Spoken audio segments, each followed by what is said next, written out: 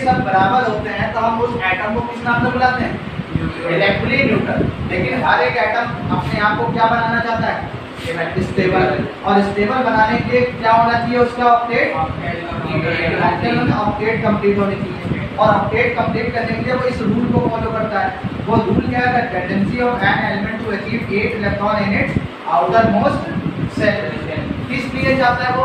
To become stable. अपने आप को क्या चाहता है वो? स्टेबल बनाना चाहता है। अब देखो इस क्लोरीन को देखोगे तो क्लोरीन के आउटर मोस्ट में 7 है और ये चाहता है मुझे क्या 8 चाहिए। अब ये 8 कैसे कर सकता है? एक किसी इलेक्ट्रॉन को ले ले कहीं से ना, एक इलेक्ट्रॉन अगर ये ले लेगा तो ये क्या बन जाएगा? 8। और ये तब क्या नहीं रहेगा? न्यूट्रल ना लेके क्या बन जाएगा? इस सोडियम को देखो, इसकी इलेक्ट्रॉनिक कन्फिगरेशन कितना है? 2 8 1 है। इसको अपनी आउटर मोस्ट में 8 बनाने हैं। अब 8 बनाने के लिए सुन लो, 8 अगर बनाने हैं तो या तो 7 ले ले या एक इलेक्ट्रॉन जब दे देगा तो आउटर मोस्ट ये तो खत्म हो गई, तो बची कितनी? 8 हो गया स्टेबल। आसान क्या है? 7 में डाल लेना, 1 में दे देना। हाँ ले जाओ भाई, है ना? तो इसने क्या कर दिया? 1 दे दिया, अपने आप को स्टेबल बना लिया। अब इधर देखो ऑक्सीजन के पास आसान क्या? 8 इलेक्ट्रॉन आउटर मोस्ट में बनाने के लिए 2 ले लेना, 2 ले लेना या 6 दे देना? 6 दे देना, ले लेना भाई, बाद में ले लेना। हमसे तुम्हें जरूरत तो 2 हफ्ते बाद में ले लेना, नहीं? अरे तुम भी तो यही कहोगे भाई अभी दे दो, 2 काम हो जाए फिर ले लेना। आसान है तुम्हारा भाई साहब। तो इसने क्या कर दिया? तो ले लिया। तो कुल मिला के ये चीज समझ में आई है। अब जो आयल्स का इतना नोट कर लो पहले, ये आला ऑक्टेट हो। अपने पास 2 वर्ड आ गए, एक आ गया इलेक्ट्रिकली न्यूट्रल और दूसरा एक वर्ड आ गया क्या? स्टेबल। ठीक है। अब हर एक ऑक्टेट रूल क्या होता है? ऑक्टेट रूल समझ में आया? ऑक्टेट रूल ये कहता है कि हर एक एलिमेंट क्या चाहता है?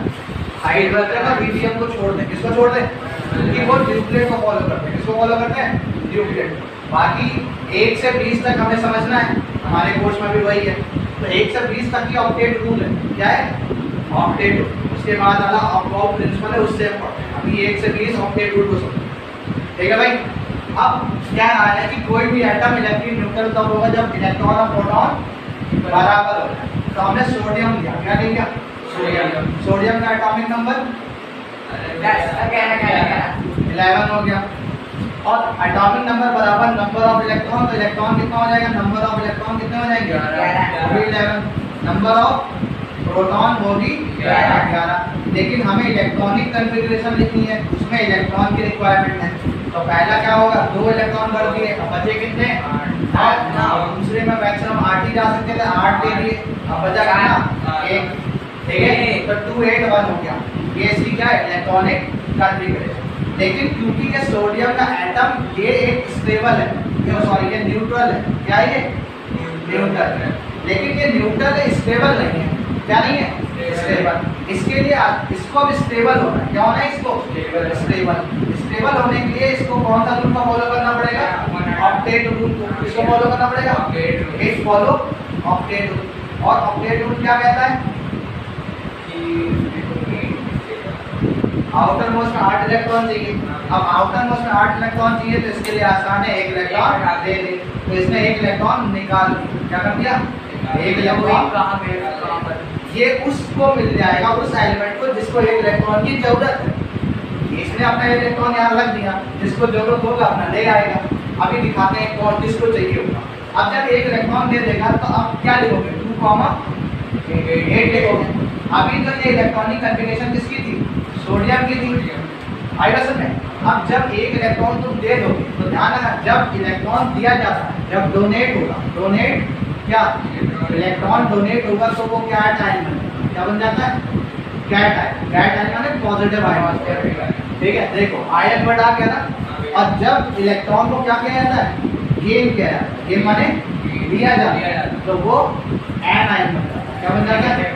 या एनॉन बन जाता है। इसको नेगेटिव कहते हैं। क्या कहते हैं? तो अब देखो समझ में आ गया क्या कि जब इलेक्ट्रॉन को डोनेट या गेन करते हैं, जब कोई एटम अपने आप को स्टेबल बनाने के लिए इलेक्ट्रॉन को डोनेट या गेन करता है, तो उसके ऊपर क्या बन जाता है, चार्ज आ जाता है। क्या आ जाता है, चार्ज। तो आयन कुछ नहीं है, बेसिकली क्या है, चार्जेबल एटम मान सकते हैं। क्या मान सकते हैं, चार्जेबल एटम्स। आई बस में, तो चार्जेबल एटम को किस नाम से बुला सकते हैं, आयन।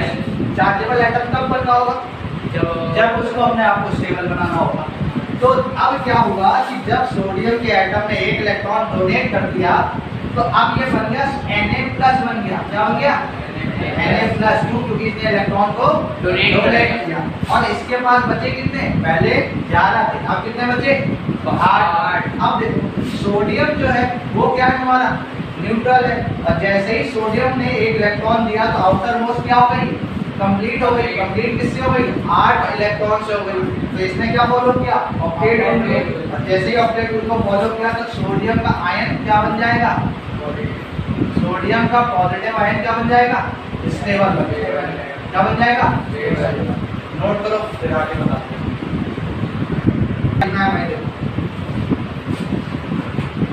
आयन के बारे में, द चार्ज स्पीसीज, इसी को क्या बोलते हैं, आर नोन एज आयंस। क्या कहते हैं, आयंस कहते हैं। ठीक है, आयंस के बारे में एक पॉइंट और है। आयंस जो होते हैं, आयंस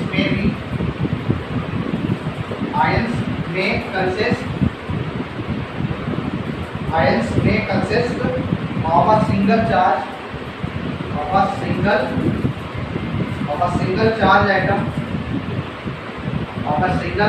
एटम और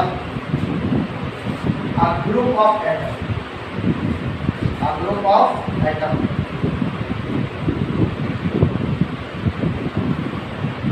ठीक है, that have a net charge, that have a, उस पे नेट चार्ज होगा। क्या होता है, that have a net charge।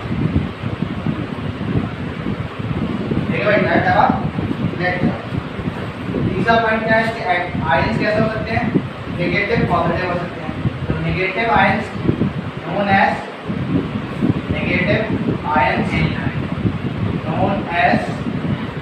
anions भी कहते हैं, anion भी कहते हैं, दो साइड पे। इसी तरह पॉजिटिव आयन known as